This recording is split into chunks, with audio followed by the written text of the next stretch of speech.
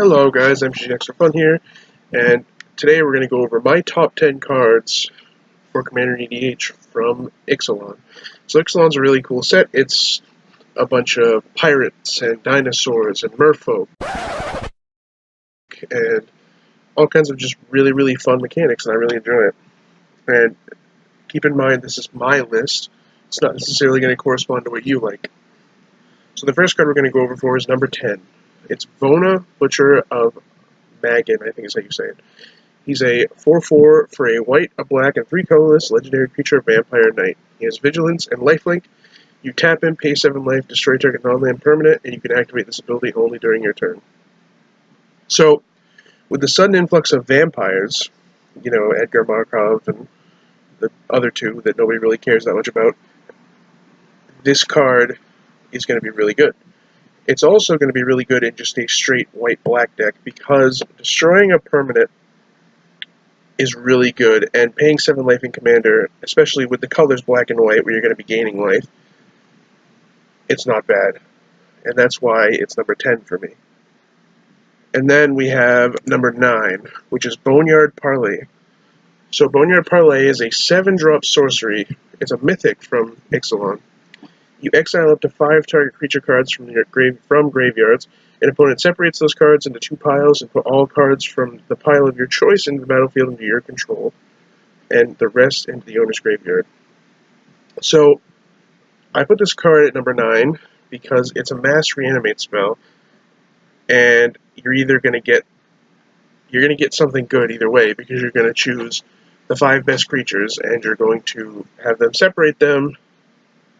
And then you're going to get either the 1 best, 2 best, 3 best, 4 best, or 5 best if the person wants to just lose.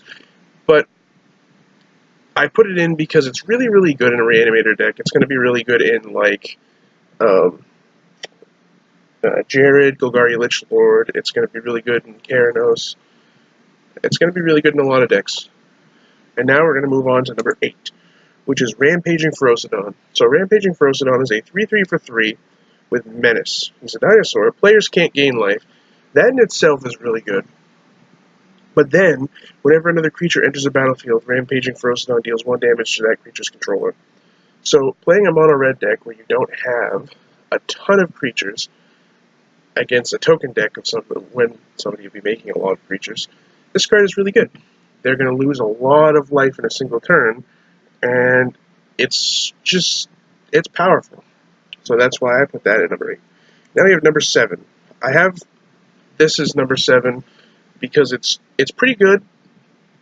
The problem is it makes pirates, which in a lot of decks isn't that great, but the second ability is what we're really talking about. So it's destroy target artifact, creature, or enchantment, and you create a colorless treasure artifact token that you can tap and sack. So, having the ability to destroy a creature, artifact, or enchantment is good on its own, but you also get an artifact that you can add a mana from. It's kind of like Lotus Petal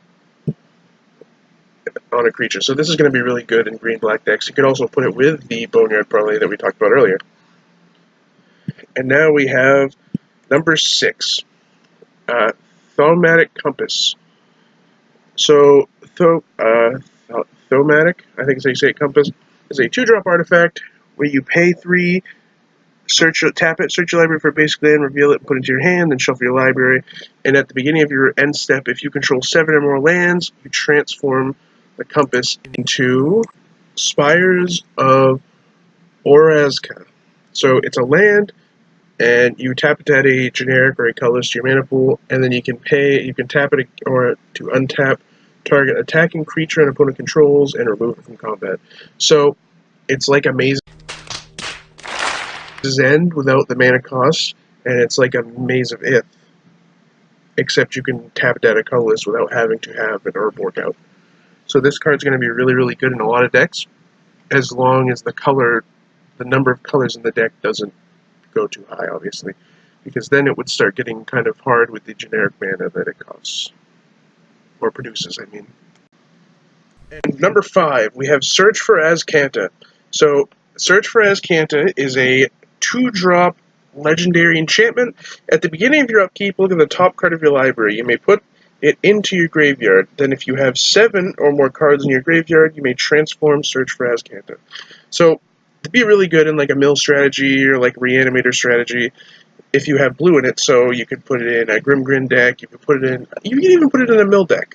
It just really depends. And it transforms into Azcanta, the Sunken Ruin. So Azcanta, the Sunken Ruin is probably one of my favorite ones from this set. It is a legendary land, and it taps for a blue, or you can pay 2 and a blue, tap it. Look at the top 4 cards of your library. You may reveal a non-creature, non-land card from among them and put it into your hand. Put the rest on the bottom of your library in any order. So every turn, you get to filter. This is really good in really any deck that has blue. Especially considering if you look at Search for Azcanta, it doesn't have to have put the 7 cards there. So if you play Search for Azcanta late game, and you have 7 cards in your graveyard already, when you activate it once, you flip it over, and you get a filter land for your mono blue deck, or your Grixis deck, or even your 5-color deck. I could see this being good in. It's just an all-around really good land. And now, at number 4, we have Primal Amulet. It's a 4-drop artifact. Instants and sorcery spells you cast cost 1 less. Whenever you cast an instant or sorcery spell, put a charge counter on Primal Amulet, and if there are at least 4 or more charge counters on it, you may remove these counters and transform Primal Amulet. So, imagine I can't remember the name of the card right now, but it makes instants and sorceries cost 1 less to cast, and it does something upon casting an instant or sorcery. And now it transforms into Primal Wellspring. So, Primal Wellspring is insane. You tap it to add 1 mana of any color to your mana pool, and when mana is spent to cast an instant or sorcery spell, copy that spell, and you may choose new targets for the copy. So you would put that in, like I would put that in my Melek is a Paragon deck. I would put it in the mono blue deck that I'm currently working on. You could put it in pretty much anything. You could put it in a green deck and you could double your ramp spells. You could put it in a red deck and double your like board wipes or your annihilation spells that destroy a bunch of lands. This card is so versatile, and the fact that it doesn't have any color identity makes it even better. Now we're moving on to number 3, which is Settle the Wreckage. So Settle the Wreckage is a 4-drop instant. Exile all attacking creatures target player controls. That player searches his or her library for that many basic lands and put those cards into the battlefield tapped, then shuffles his or her library. So the reason this is number 3 is because